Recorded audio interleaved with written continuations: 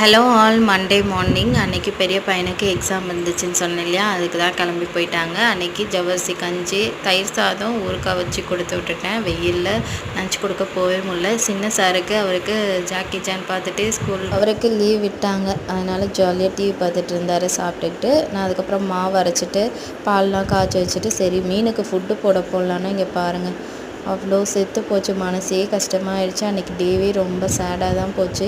நம்ம என்ன தான் வளர்த்து அதை ஆர்வமாக இது பண்ணிவிட்டு நம்ம பராமரித்தாலும் அது இறந்ததுக்கப்புறம் அதோட அழகே போயிடுது பார்த்திங்களா. ரொம்பவே கஷ்டமாக இருந்துச்சு. அதுக்கப்புறம் என்ன பண்ணுறது, அதெல்லாம் கழுவி போட்டுட்டு அது எதனால் இறந்ததுன்னே தெரியல. ஒரு வேளை வெயில் காரணமாக இருக்கலான்னு ஹஸ்பண்ட் சொன்னாங்க, இல்லைன்னா ஏசியில் வச்சுருக்கலான்னு சொல்கிறாங்க.